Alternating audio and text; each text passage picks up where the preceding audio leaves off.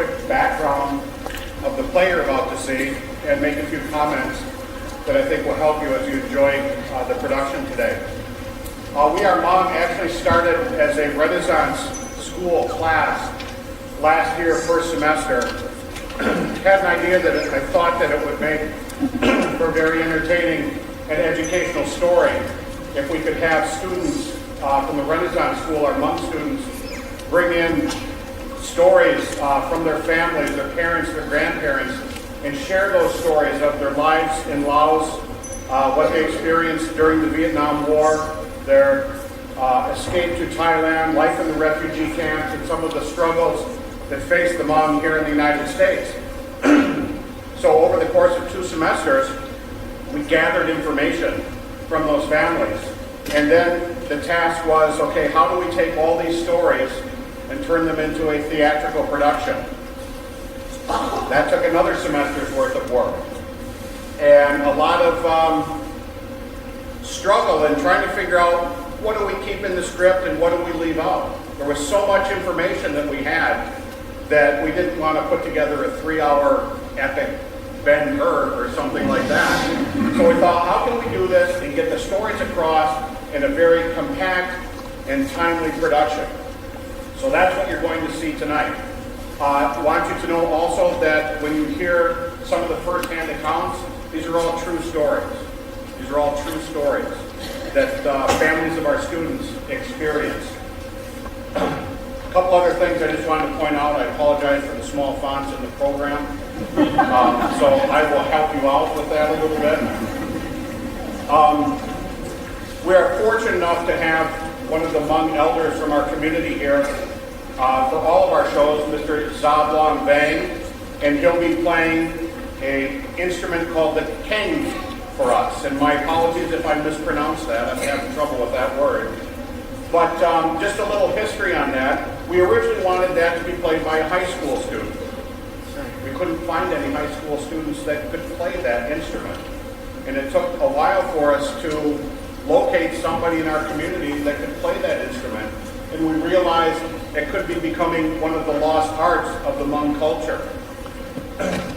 A little bit about the keng. It's a bamboo and wooden mouth organ found throughout Eastern Asia, one of the oldest harmonic instruments in the world. For the Hmong, the indisputable difference between their instrument and those of other ethnic groups is that the Hmong keng speaks. To the Hmong, the keng is not an instrument designed to produce music. It is a bamboo voice that intones a highly stylized and ritualistic language. Thus, music and speech are inseparable. We also have a group of elementary and middle school girls from the Appleton area school district. 2 of them are from the Black Creek Middle School. They'll be doing a traditional Hmong dance for you this evening. And just a little bit about the song, the music, and the dance. The Hmong miss their home in Laos. This song remembers the everyday details of that peaceful life. The playing of the flutes represents words spoken through the instruments that only the Hmong elders can understand. And then one other piece for you. We have this little bit about the Oath of Allegiance. The students, when we were writing this play, they all felt that it was important that we include the Oath of Allegiance, the oath that you have to take when you become a United States citizen. Well, when we found it, boy, it's extremely long. It's wordy and it's difficult to recite. We thought, boy, that will kind of slow things down, bog things down. What are we going to do? Well, the kids had the idea to turn it into a 1-minute rap hip-hop dance. So when we get there, you'll know when we're there, try to listen closely to the words, because we've taken many of the words from the Oath of Allegiance and put it into this rap song. So that was, just wanted to come out and give you a little insight into the play you'll see. Remember, these stories are true. They did happen to the families of students that are in the play and have attended Renaissance School but have since graduated. So sit back, enjoy. We'll get started in just a second. Thank you.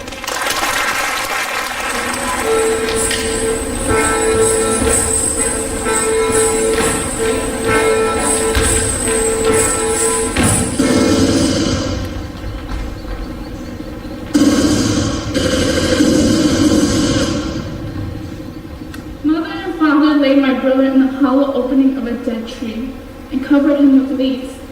I knelt down and whispered, "Goodbye." Everything for us. Their country, their home, their peaceful way of life, most of their families, everything that we would cherish. We promised them our continued support.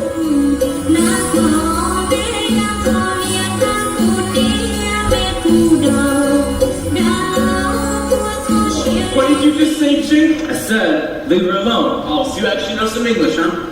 You know any Chinese? You know, Jing. After the war, General Meng Pao made his way to America, where his speeches inspired the Hmong people to stay strong and persevere.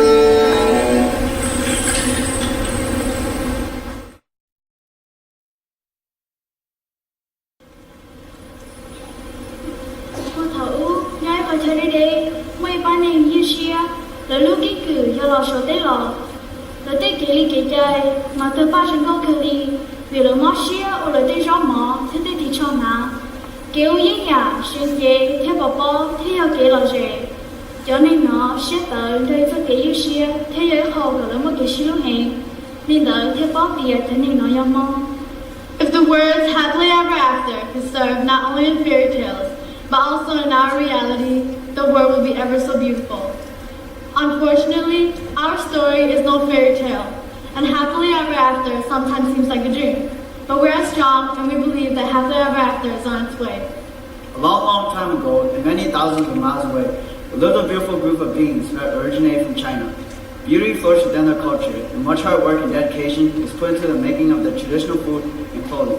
Dance and ball toss were both well-known sources of entertainment. But above all, these peaceful, strong-hearted people loved each other very much. These people are known as Hmong. I'm so nervous for this project. What are you going to do? I don't know, but this project is going to be so stressful. I already have so much to do. Yeah, I don't know how our teachers expect us to do all this homework and get good grades. Yeah. Wait! What project? Really, Carly? Oh my God, Carly. The project our teacher just spent the entire class period talking about? Our history project? On our family tree and ancestry? Are you kidding me? Wow. Oh. My family came from France. Well, I'm adopted. I have no idea where my family came from. What am I supposed to do? Well, I don't know where my family came from either. I think we're Irish. My parents drink a lot. Well, I think my parents came from Thailand. Wait, Thailand? I thought you guys were from China. China? We're not from China. Are we? Y'all know the shopping? Well, not now, but when we came from China thousands of years ago. Yeah, our people left China and moved to other countries like Laos and Vietnam. Yeah, the soldiers chased us through the jungles. Jungles? What jungles? The jungles in Vietnam and Laos. I think we came from Russia. You know, Siberia? Siberia? Wait, what did you say? What do you mean Mongolia? Yeah, Mongolia. How are we from Mongolia? You guys are from Mongolia? Well, it makes sense. I mean, dark hair, brown eyes. I thought you guys are from Iceland. Iceland? Does it look like I have blonde hair and blue eyes? Guys, calm down. It's not that big of a deal. I mean, we're in America now. No, it is a big deal. We at least need to know where we came from. Hey, aren't all you Hmongs related to each other? We're not Hmongs. It's just Hmong. Hmong. Ew, sick. We're all not related. You're not? No! Well, if you're not all cousins, or at least not related, what's to do with the clans? Yeah, I want to know about the clans and where they come from. Well, there's a bunch of stories about the clans and where each one comes from. Shouts of the Hmong people that the world was going to be flooded. A man went looking for a mole. He dug deep, and when he found one, the mole said, "Why are you wasting time? I'm trying to dig a hole deep enough to protect it from the flood that is coming. You should go and build a boat and put your children and all your animals in it. Dig a deep hole and fill it with seeds that you will need to start your lives over." When the man returned to his village and told the people what the mole told him, they thought he had gone mad. The man started to build his own boat, but his neighbors still didn't believe him. The man found a huge tree, and into it, he put all the seeds he would need to plant when the flood was over.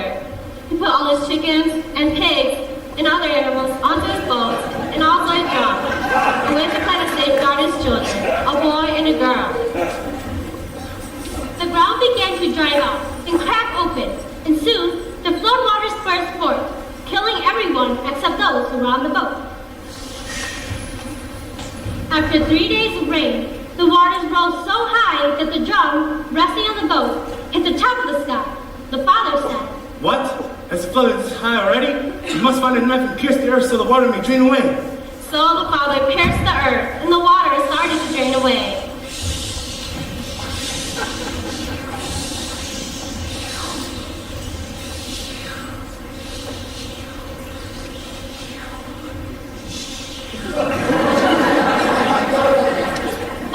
He was doing this, the drum containing his 2 children fell overboard and was swept away into a whirlpool created by the draining water. The ship was caught on the branches of a great tree, preventing it from falling the drum into the whirlpool. Then the waters receded, and the boy and girl could see dry land. Shao called upon the hawks in the sky and told them to gather some logs, and so they did. As the logs were brought to dry land, the logs crumbled and became mulch that created a pathway so the boy and girl could leave the drum and walk on the earth. This story has many versions, but in the end, the brother and sister were forced to marry because they couldn't find any other human. The child, born of this relationship, looked not like a child, but a big ball of flesh.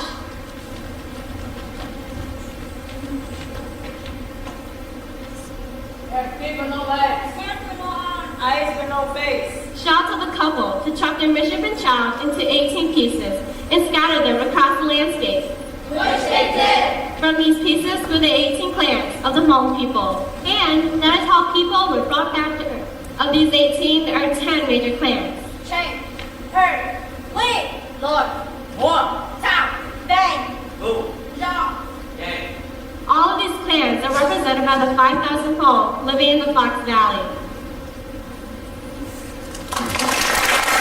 That's kind of a weird story about the clans. The flood and the part with the animals kind of reminded me of the story of Noah's Ark. That big ball of flesh is just creepy. Yeah, culture's filled with weird stories and folks like that. Unreal, guys. Yeah, kind of like your story about Scotland and Big Blue Eye. Yep, and Johnny Appleton. All cultures have stories and myths like that. Wait, so is this myth about the monkeys and some kind of... I went to camp once. Camp Nanabosho. Really, Carly? Camp Nanabosho? Actually, I was born in a refugee camp in Thailand. Really? A refugee camp? Yep, Camp Pananikom. How did you end up there? That's where my parents live. Your parents lived at camp. What happened to your house? It was destroyed. The whole village was destroyed. How did that happen? It was a long time ago, during the Vietnam War. Wait, didn't we fight that war against the Viet Cong? The Hmong helped the Americans fight against the communists. That's how we ended up living here.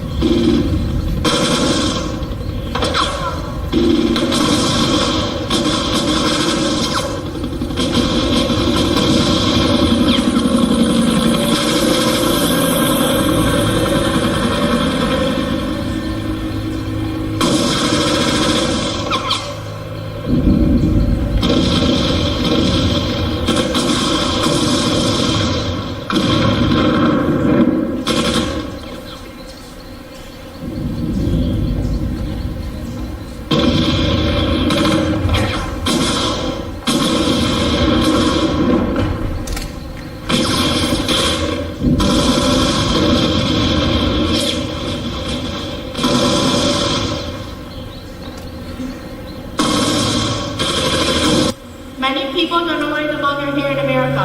Most people know that it has something to do with the fighting in Laos, so that's about it.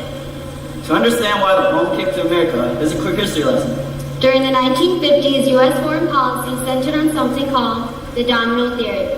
President Dwight D. Eisenhower put this theory into words. Finally, of broader considerations, what you would call the following domino principle.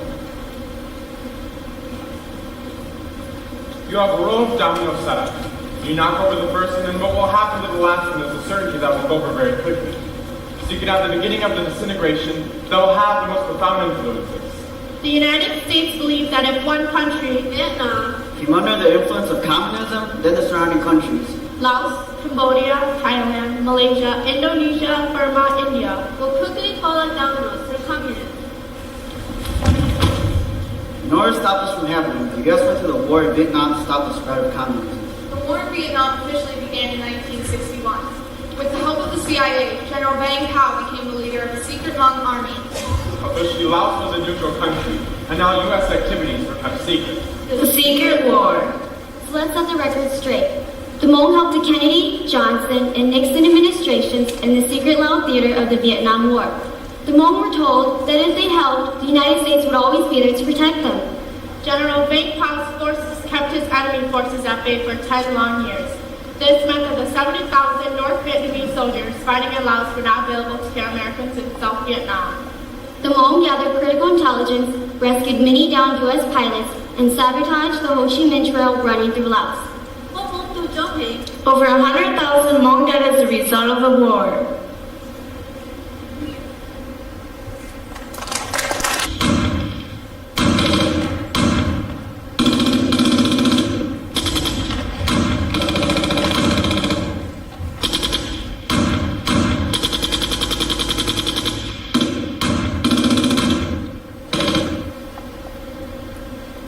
Every day I live with an open scar in my heart. The bleeding wound that never heals. I can't run from it. No matter how many miles, no matter what oceans I cross, it has seared itself into my heart. My head, my dreams. I don't dare to say it. I don't dare to let it slip from my mouth. Because if it does, I don't know how I will keep myself from shattering into many pieces. It's taken me so long to try to forget. I don't want to tell the story. I need to tell the story. My story. Reach out that name. My story of the Vietnam War. I was just a little girl living in Laos. Laos was not a very rich country, and we didn't have much. But I loved it. It was where I was supposed to grow up. It was my home. I was small, petite, and too young to understand the cruelty that was about to happen to Laos and to my people. I lived in a small village. And like every day, I was playing in the yard with my older sister outside of our house, while the rest of our family was inside. It was supposed to be peaceful. It was supposed to be a typical, normal day, but it wasn't. A loud thundering broke the quiet and shook the ground. The thundering cracked again and again, and it seemed to tear the ground and the trees apart. I was confused and scared. My family rushed out of the house. My father grabbed my arm. He grabbed it so tight that it hurt. He kept shouting, "Everything is going to be okay." He shouted it over and over again. I now know that the thundering was bombs, and that my village was being destroyed. My father let go of my arm and told me to stay by his side as he ran into the trees. The entire village was running into the trees. I fell down, and when I got back up, I could no longer see my father or any of my family. I started running with everybody else, deeper and deeper into the trees. I ran until I came upon a pond and fell to my knees for a drink. I think I must have passed out, because the next thing I remember is seeing my older sister. Not knowing what to do, we made our way back to the village. It was empty. Most of the houses destroyed. We stayed there by ourselves for a couple of days until Dad came back. He ran to us and squeezed us tight. He had not expected to find us there. Big sister was crying, tears running down her pale cheeks. Father came back to look for food to help feed the people of our village who were still hiding in the jungles. No villagers dared to come back, but my father did. He came back to help, and he found us. He then brought us back to the hiding place, and then he and the villagers talked for a long time. It was decided that we would all go to Thailand. We had to move quietly in order to avoid the men who were hunting us. Sometimes they shot and threw bombs at us. I'm not sure when. I don't want to remember. But my sister had part of her legs blown off. Mother had to tie strips of cloth to try to stop the bleeding. There was so much blood. My father carried my sister on his back through the jungle. And after a while, he began to fall behind the rest of the group. At first, they would slow down and wait for him to catch up. But I could tell that the rest of the village was upset with Father. He was slowing them down. The rest of the village made my parents face the hardest decisions of their lives. Would they leave my sister behind, or would they be left behind by the village? My family was crying. My sister, though, knew that sooner or later she would be left behind. I could tell by the looks in her eyes. Father laid her down beneath a large tree. She patted my head, and while trying to fight back her tears, she told me in a raspy voice to be a good daughter to our parents and a good big sister to our baby brother. She also told me that she loved me. For a moment, our last moment, we all hugged and held each other tight. Mother was pleading for big sister to forgive us, but she just shook her head and told us that it wasn't necessary. The rest of the village made us hurry. We had to keep moving. My father grabbed my arm and we hurried away from her. I looked back. I shouldn't have done that. I still have the image of her torn body lying under that tree. I could still hear her whimpers when I closed my eyes. We kept going. Days and nights passed. Sometimes the canyons got close and threw bombs. We were all silent on the walk. Even the babies were kept quiet. Nobody talked. My baby brother was carried on Mother's back, and for some time he had been quiet, sleeping. When we were taking a short break, Mother held him in her arms and tried to wake him up. When he would not wake up, Father rushed over. There was a bomb shard, like a small sliver in the back of his neck. He was dead. He had died in an instant. No sound, no crying, silent death. My mother couldn't accept this. She refused to. She held on to the baby really tight and wouldn't let go. Father was crying too, had to get her to let go. Some of the villagers had to help Father get the baby away. She fell to the ground, crying and sobbing, and Father crying with her, and to make her lower her voice and stop. We didn't have a proper burial. We couldn't.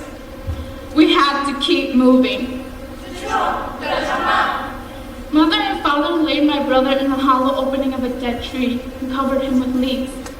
I knelt down and whispered, "Goodbye." Mother grabbed hold of my arm and held it really tight after that.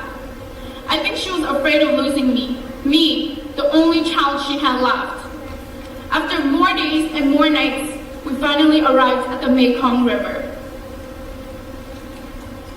In 1973, U.S. troops began to pull out of Laos, and by 1975, the entire country was controlled by communists. I flew 2 tours in Vietnam and 1 in Laos working with the Hmong. It all comes back to me very painfully. It now bothers me a great deal how we just packed up and left those people.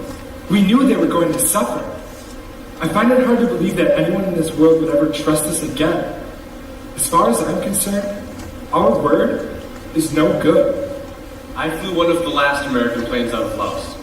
When I heard that General Vang Pao and some of his commanders had been pulled out, I assumed that the bulk of the Hmong had been left behind. The first thing that crossed my mind was that there was going to be a game of hare and hounds, with the Hmong being the hares. Knowing the communists, I figured they would hunt the Hmong until they exterminated them. Who's to complain?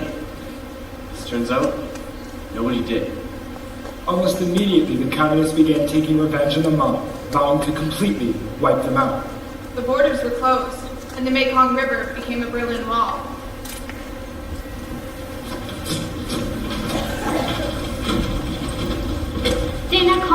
Mekong River. One of the longest rivers in the world is kind of peaceful, especially during the monsoon season. To escape Laos, we have to cross this river. Many will be killed along the way. We spent 3 years hiding in the jungles. We tried many times to cross the Mekong. We were hungry. Always hungry. My grandparents died along the way. They were cold and hungry. Always hungry.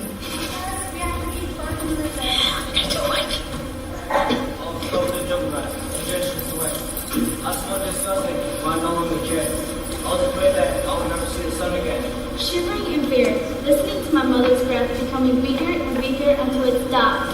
The jungle was quiet.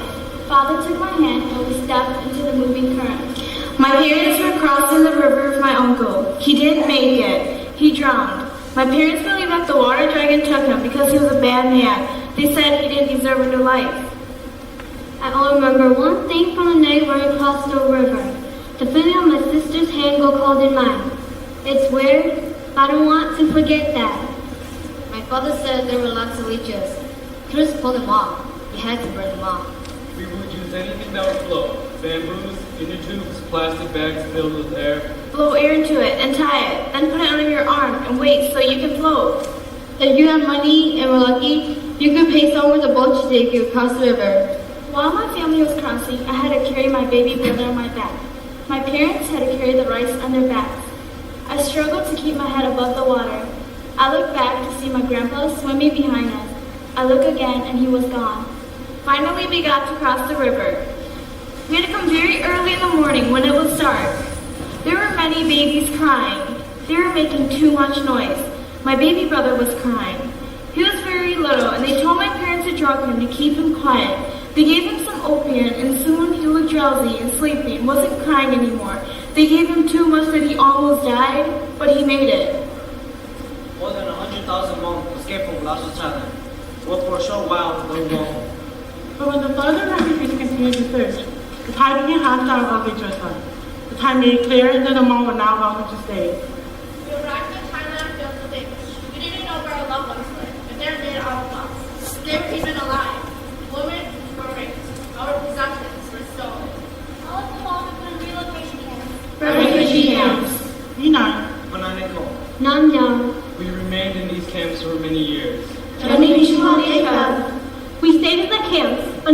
arrangements were made to go to Canada, France, Australia, South America, or the United States, places that would take refugees from Laos. Out of an estimated 3 million pre-war Hmong population, less than 200,000 made it to safety. I read where some stupid writer said they are all gone, meaning I guess the combat Hmong, the ones who fought, were all dead. That's wrong. Most of the survivors are in Australia, France, and here, among us. I am embarrassed that my country so misled these people. The Hmong gave up literally everything for us. Their country, their home, their peaceful way of life, most of their families, everything that we would cherish. We promised them our continued support, and then we left. Vì cho nên nó trong xưa thêm một xia, nếu chính nhiên có với bao với mong kinh cử, thế có với hai nên nó, nhưng một tay chê chỉ. We are a strong and proud people. It is important that our culture survive.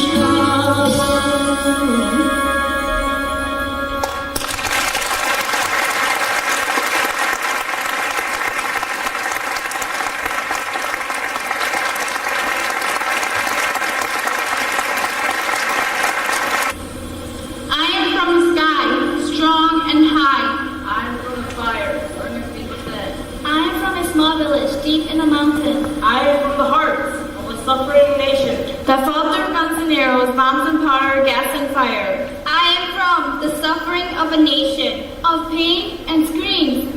I am from one are one nation, one life, one mind, one of a kind, all under one name. I am from the smiles. The deep-cut smiles of the Hmong. Kunya na jago jo, mo shawty a shahin. Kunya na jago ta, nuku ta hini. Kunya ilu shawme me, nyapo na kajong. Kunya na lu shia o zonye, nilu tika o jo. Shindao shito na po tia sisu. Bombo he cholo, dao he lo ta. Kunya na sa ke chi zo, wanda lu tika do jo, ke mo, tia shu po shu ku. Kunya na I hai ni, kunya ilu tika. Ita shia, shita kia, ito ni jong, shada yo tu chi hui lu me, kunya da lu chi mo lan si, yao chi hai, shi ho ti yo be mo.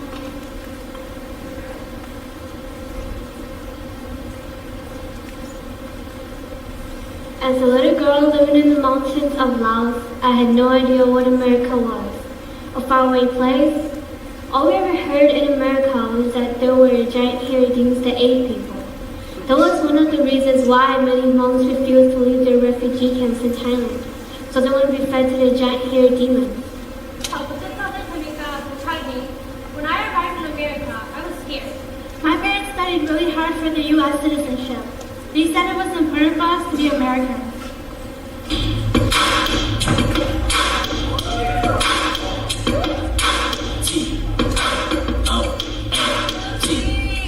The oath of allegiance. I hear body clear on your oath that I absolutely and entirely renounce and endure all allegiance and fidelity, even before Prince State or sovereignty. I have been a foreign as a subject or citizen. I will support, defend the Constitution against all enemies. That I will bear true faith allegiance to the same. That I will bear arms on behalf of the United States. That I will perform service in the armed forces of the United States. That I will perform work of national importance under civilian direction required by the law. That I take this obligation fully without any mental reservation for purpose of evasion. So help me God.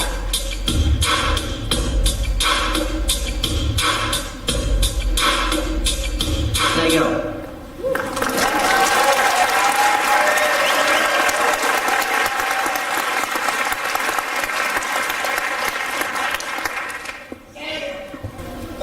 There was so much food everywhere, and so many lights, and they were on all of the time. I had never seen TV before. I watched cartoons. There was talking animals. I remember my parents. We had to learn how to use the stove and the refrigerator. I remember my parents tried to cook out some food. They turned the stove. We had the electric kind. They got hot, and the one turned off, but they turned the other burners instead. Pretty soon, all 4 burners are on, and we didn't know to turn them off. It seems funny now, but it was scary when it happened. Cuando llegué de Jamaica, I was so tracking. Lots of things right now is scary.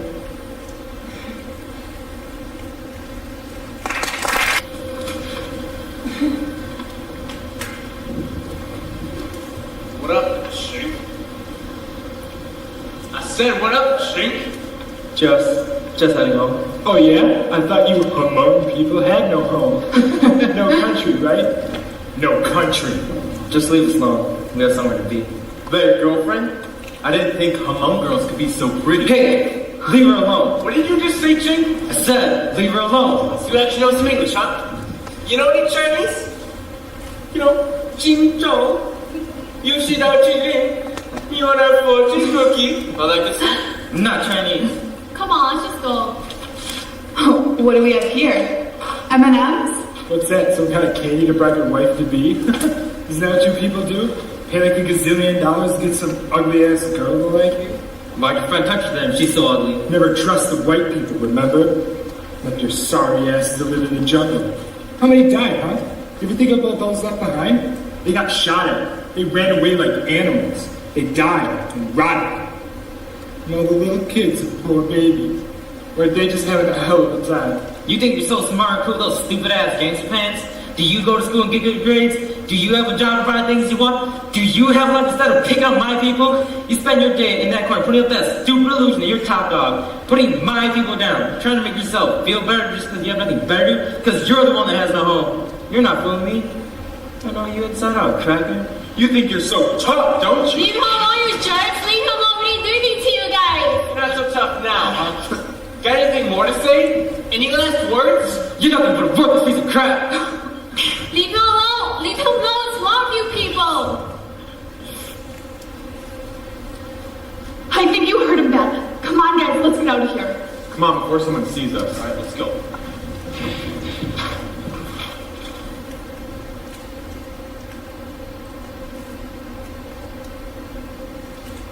Our parents know that we must learn English in American schools, but they worry that we will forget Hmong. Many of my Hmong friends cannot read or speak our language. They are becoming Americanized. Please rise for the Pledge of Allegiance. I pledge allegiance to the flag of the United States of America and to the republic for which it stands, one nation, under God, indivisible, with liberty and justice for all. Thomas Jefferson. Thomas Jefferson. The Declaration of Independence. The Declaration of Independence. July 4th, 1776. Abraham Lincoln. Abraham Lincoln. The Emancipation Proclamation. The Emancipation Proclamation. January 1st, 1863. What about General Vang Pao? Yeah. Who's that? General Vang Pao. Please sit down. Why don't you teach us about General Vang Pao? I said sit down.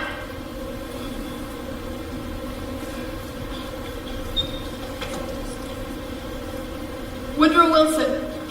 Woodrow Wilson. World War I. World War I. 1914 to 1918. This sucks. Excuse me? I said this sucks. Go to the office. I said go to the office.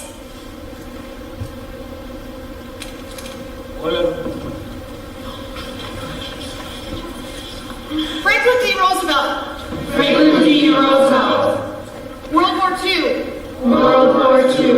1939 to 1945. Harry S. Truman. Harry S. Truman. The atomic bomb. The atomic bomb. Hiroshima and Nagasaki. There once was a great man with a soul that held all us Hmong together. He was not just a father, but a father to all us Hmong. His name was Vang Pao. For 15 years, he was the leader of a CIA-sponsored Hmong army that fought against the communist takeover of Southeast Asia.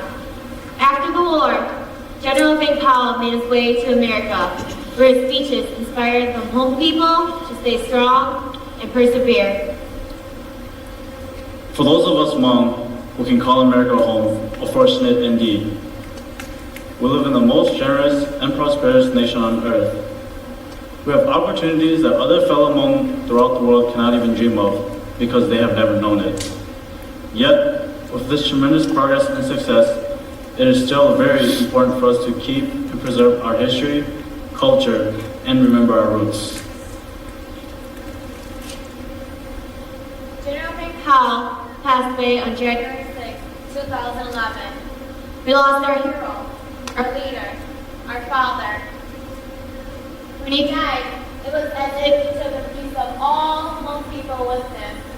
General Vang Pao was a strong leader that spent many years fighting on the American side. Former CIA Chief William Colby was called Vang Pao. The biggest hero of the Vietnam War. Ours is a debt of gratitude that remains unfulfilled. For today's Hmong Americans, yours is a legacy of courage and valor. General Vang Pao was denied the right to be buried at Arlington National Cemetery. Ours here is not Hug Dream, we call it the American Dream. What is the American dream? Having a family, living in a big house with a white picket fence. Having money. Power. Influence. Having a job. Putting food on the table. And clothes on the kids. Having money. Yeah, but what about our American dream? My dreams don't fit in with the American reality. Many of us came to the United States wounded, beaten up and beaten down. Physical and emotional wrecks. Without shelter in America. We want to be saved. I was terrified of all the school. Imagine what I must have been thinking when my teacher asked, What do you want to be when you grow up? How could we even begin to imagine about the possibilities? Many of us have been living in refugee camps in Thailand, and now we're living in a place whose technology is centuries ahead of what we left behind. Internet, Cable, satellite, HDTV, plasma, laptop, cell phone, texting, microwave, popcorn, iPod, iTunes, iPhone, iTouch, iPad, iThis, iThat, iQuit. Michael, did those guys really beat you up? Yeah, I didn't get hurt too bad. Why didn't you stand up to those losers? Well, Jenny was there, and my first priority was protecting her. There's 3 of them and 1 of me, so after I got my say, I let them win. Did they beat you up pretty bad? Yeah. Why don't you ask Ruby? She was there. What? You were there? Yeah, it was. How could you do that to Michael? You're such a jerk. Guys, it's okay. Me and Ruby are fine now, aren't we? Yeah, we are. How could you do that? You're so mean. I've changed since then. Before that, I just wanted to fit in with the guys. Plus, I was dating Alex. I just wanted his friends to like me. Before that, I never got to know the Hmong in our school. I would never make a joke about one of them. But if someone else would say rude or hurtful things, I would laugh and joke with them. I never stood up for one of them. But over the past couple of weeks, I started to get to know more about them. And I found out how they're just like us. Now, Michael and I are great friends. I've always got his back, and I know he's always got mine. Right, Michael? Yeah. Wait. So you didn't beat him up? I never physically hurt him, but my words and actions hurt just as much as when the guys hit him. Yeah, since then, Ruby's apologized to Jenny and I, and she doesn't hang out with losers no more. No, I'd much rather hang out with you. You guys are way cooler. Come on, guys. We better hurry up. We don't have to late for the movie. Yeah, better go to the store, pick up some M&M's for Ruby. Michael.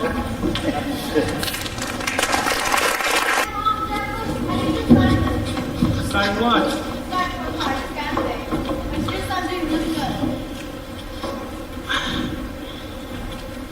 You need to try harder next time.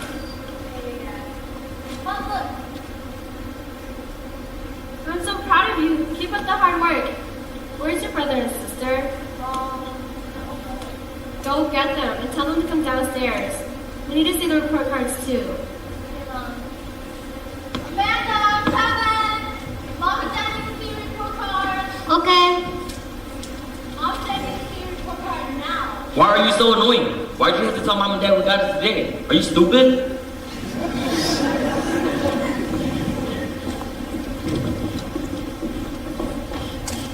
Where's your brother? He's too close to his face. Here's my report card, Dad.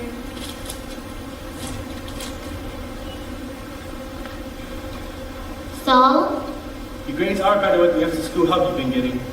Just make sure to ask the teacher for help if you don't understand. I will, Mom. Thanks. What about your brother? Where is he? Tell him to come show me. I told you you want to see him, but he doesn't. Hold on, I'll get him.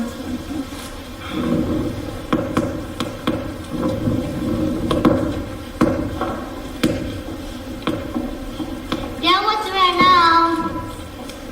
You better hurry up so you can let you right now. Don't forget your report card. Are you seriously that annoying? Just leave me alone. Why does it even matter? They already know I suck at school. Whatever, unless your mom and I to come and yell at Dad, you can stay here as long as you want. Got it, too. Whatever.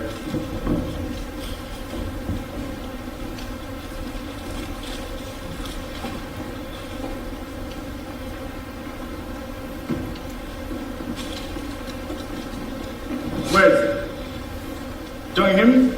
I said, where is it? What? That I get from you? I get a what? Where's your report card?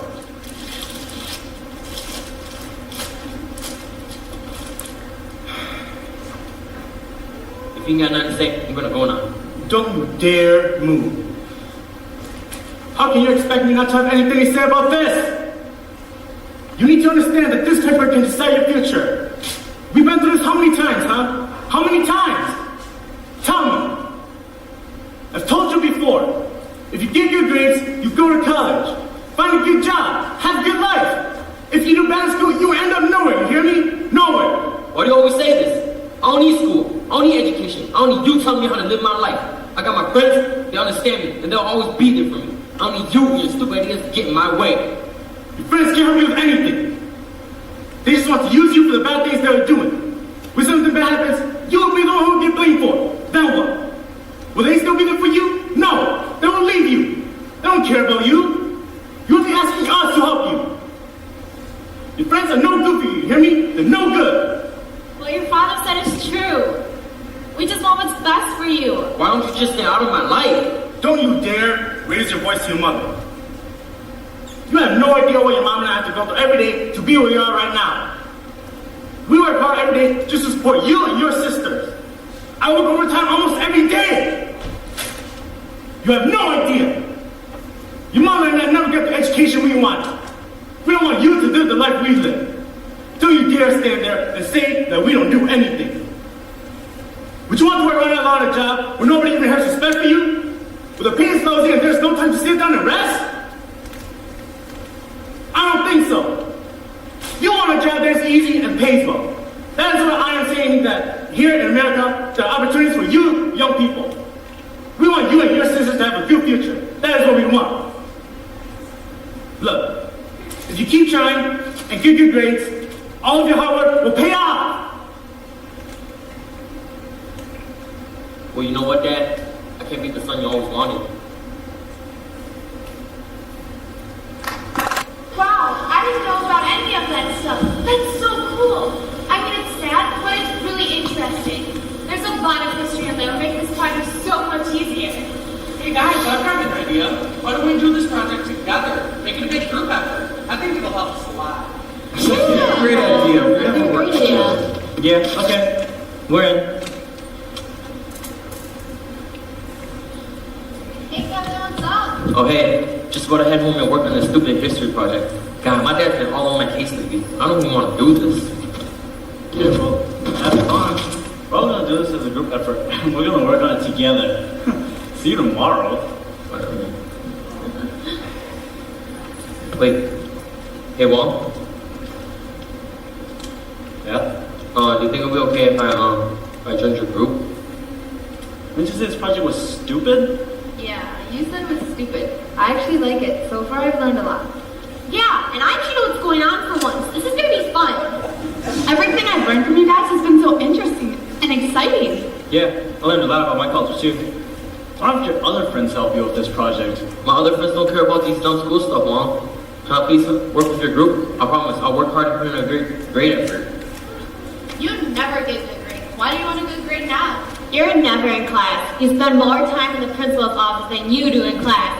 You don't even care about school. Come on, guys. I just want a good grade for this. Just for this? You want a good grade just for this project? You know, getting a good grade on this project won't raise your grade for the class. I guess I understand, but from now on, I'm gonna try to get good grades. Why does it matter now? Well, you never get a kid enough. Basta daw niling Jonga. I want a better life. I want to be able to get a better job. I want to make my dad proud.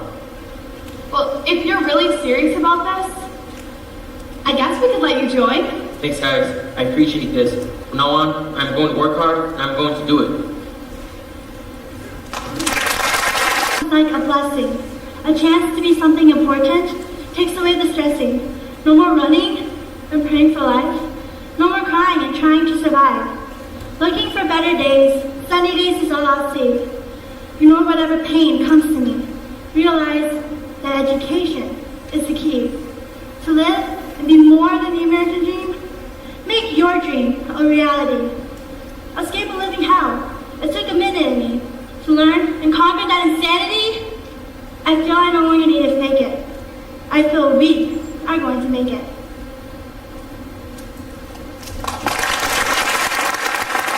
There are 250,000 Americans of Hmong heritage living in the United States. Although Hmong communities can be found throughout the country, Wisconsin has one of the largest. Here in the Fox Valley, there are approximately 5,000 Hmong residents. A recent study said that it's likely that Hmong youth will be more successful in their education than any other immigrant or refugee group to come to the United States. One of the main reasons given is the importance of education in Hmong family values. Most of us will go on to college after we finish high school. It has been a long and difficult journey. It is important for people to know why the Hmong are here. Our parents and our grandparents have made tremendous sacrifices so we may have a better life here in America. We stay strong and we believe. We are Hmong. Peb Yog Hmoob.